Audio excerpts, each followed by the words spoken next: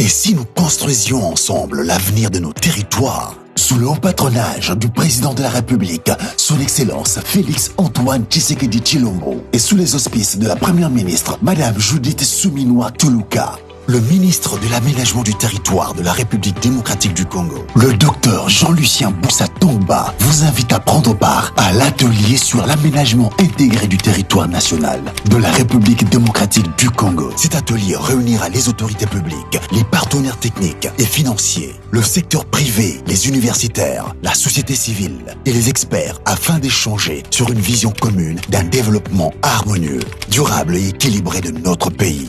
Date du 4 au 5 août 2026. Lieu, Salon Rouge du bâtiment du gouvernement, immeuble intelligent. Votre présence est essentielle pour bâtir la RDC de demain. Ministère de l'Aménagement du Territoire. Ensemble, aménageons aujourd'hui le territoire de demain. Banyakubahwa bagize perezidansi y'inama y'igihugu, badepite, basenateri, ba minisitiri, abayobozi b'inzego zitandukanye, abafatanyabikorwa bacu mu iterambere, abayobozi b'ubuyobozi bw'imisoro, ibigo na serivisi za leta, abagize komite y'igihugu, bagore namwe bagabo, banyacyubahiro mwese, mfite ibyishimo no kumva inshingano zikomeye mu kubagezaho iri jambo muri iki cyiciro cy'igihugu cyahariwe igenamigambi rihuriweho ry'imitunganyirize y'ubutaka bw'igihugu cyacu. Iyi nama ifite akamaro gakomeye cyane kuko ariyo ya mbere ibaye kuva hashyizweho itegeko rishya rigenga uru rwego mu mwaka wa 2023. Ni intambwe nshya igamije guhindura uburyo dutekerezamo iterambere ry'igihugu cyacu. Mbere na mbere tugomba kwemera ukuri. Mu bihe byashize ubutaka bw'igihugu bwagiye bukoreshwa kurusha uko bwateguwe neza. Hari ibikorwa byinshi byakozwe bitita ku miterere y'ahantu cyangwa ku byihariye byaho. Ishoramari ryagiye rikorwa ridafite igenamigambi rihuriweho ry'imiterere y'igihugu. Ibikorwa remezo nabyo ntibyagiye bihuzwa n'ubushobozi bw'ubukungu buri mu turere dutandukanye. Ahacukurwa amabuye y'agaciro, ahahingwa ubutaka, ubucuruzi, imijyi n'ibikorwa remezo by'ubwikorezi byose byagiye bitera imbere buri kimwe ukwacyo, nta cyerekezo rusange gihari. Ibyo byatumye habaho amakimbirane ku ikoreshwa ry'ubutaka. Ishoramari risubirwamo ahantu hamwe. Ubusumbane hagati y'uturere, intambara zimwe zigakomeza gusigara inyuma, umutungo wacu ugakoreshwa nabi ndetse n'ubumwe bw'igihugu ntibugerweho uko bikwiye.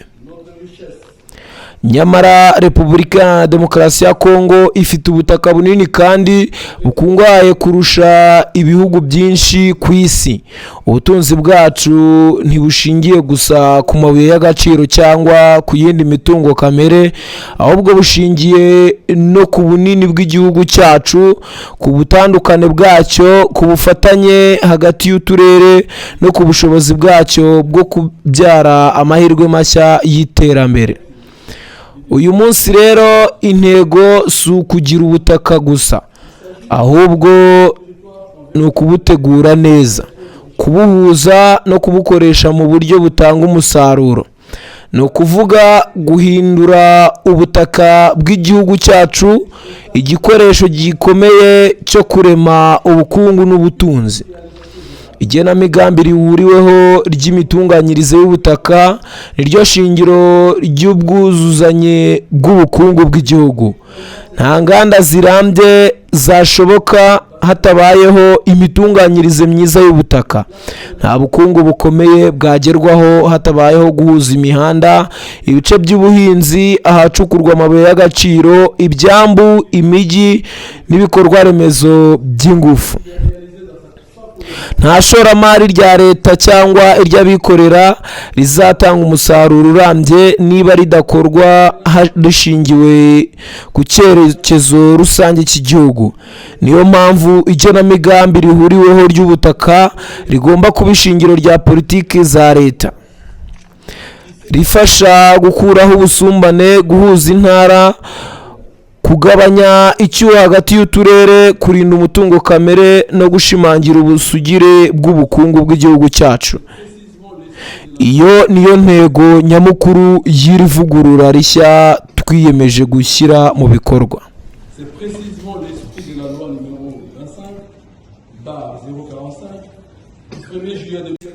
Reka ngushimire cyane wo gukurikira ibiganiro byacu hano kuri The Quick Times News.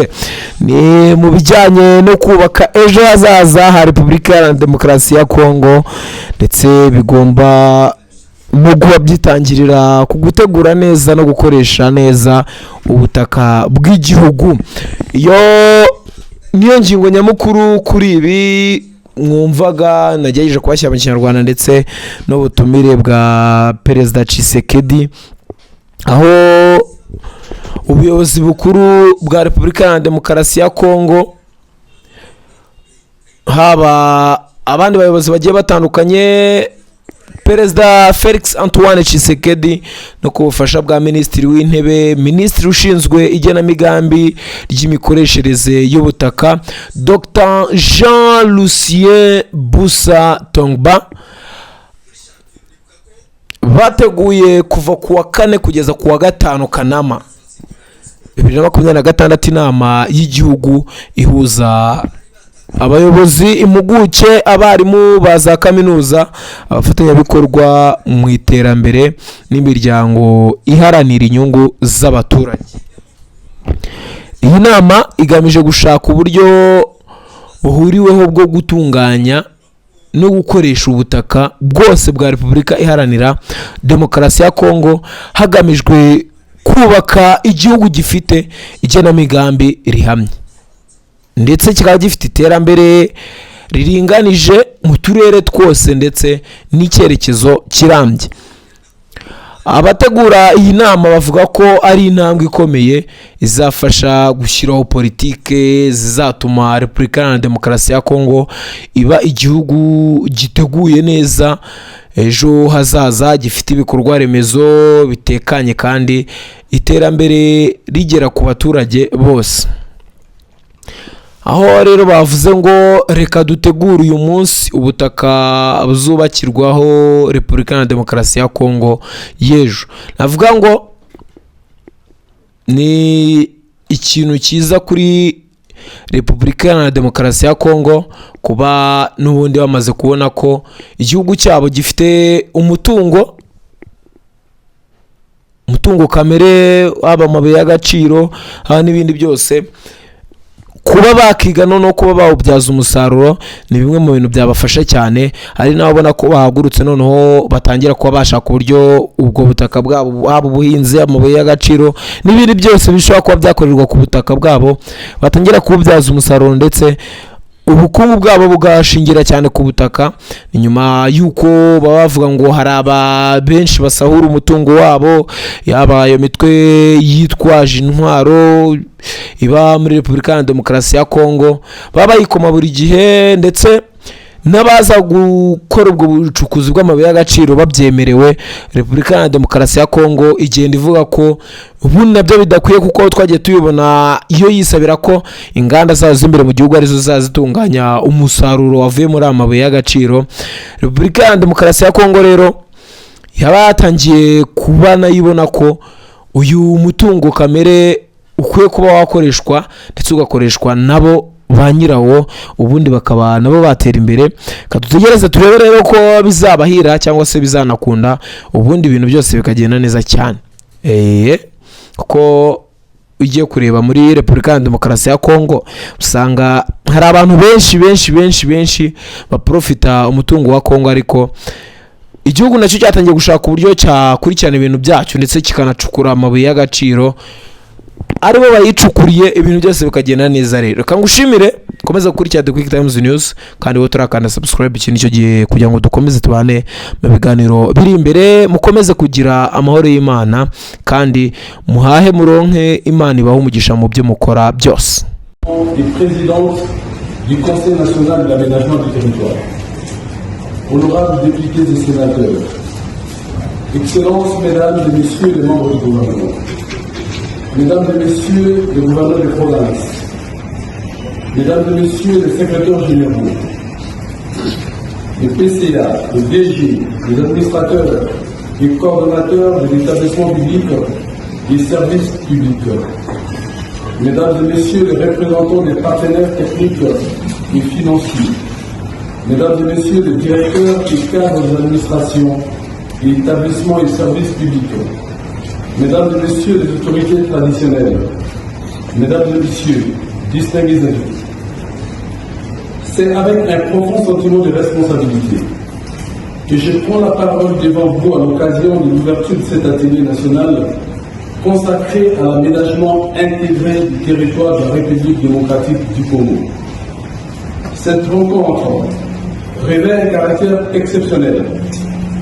Elle est la première organisée depuis l'adoption de la nouvelle loi relative à l'aménagement du territoire. Plus encore, elle inaugure une nouvelle manière de penser le développement de notre pays. Pendant de nombreuses décennies, notre territoire a été administré davantage qu'il n'a été aménagé. Chaque secteur a évolué selon sa propre logique. Les investissements ont souvent été réalisés sans coordination spatiale. Les infrastructures n'ont pas toujours accompagné le potentiel économique. Les espaces miniers, agricoles, fonciers, forestiers, urbains ou énergétiques se sont développés sans vision commune. Le résultat est connu. Conflit d'usage, duplication des investissements, déséquilibres régionaux, enclavement des provinces, faible transformation locale de nos ressources et intégration économique insuffisante. Pourtant, la République démocratique du Congo possède l'un des patrimoines territoriaux les plus importants du monde. Notre richesse ne réside pas uniquement dans nos ressources naturelles. Elle réside également dans notre espace national, dans sa diversité, dans sa complémentarité et dans sa capacité à devenir le principal moteur de notre développement. L'enjeu fondamental n'est donc plus simplement d'occuper le territoire. Il est désormais de l'organiser, de les structurer, de les connecter et de les rendre productifs. Autrement dit, il s'agit de transformer notre territoire en véritable levier de création de richesses nationales. Mesdames et Messieurs, l'aménagement intégré du territoire est aujourd'hui la condition indispensable de l'intégration économique nationale. Aucune industrialisation durable ne peut être envisagée sans organisation cohérente d'espace. Aucun corridor économique ne peut produire pleinement ses effets sans articulation avec les bassins agricoles, les zones minières, les plateformes logistiques, les centres urbains et les infrastructures énergétiques. Aucun investissement public ou privé ne peut produire tout son impact s'il est réalisé sans cohérence avec une vision nationale du territoire. Aucun investissement public ou privé, l'aménagement intégré devient ainsi le langage commun de toutes les politiques publiques. Il permet de relier les secteurs, il rapproche les provinces, il sécurise les investissements, il réduit les disparités territoriales, il protège notre capital naturel, il renforce la souveraineté économique de notre pays. C'est précisément l'esprit de la loi numéro 25/045 du 1er juillet 2000.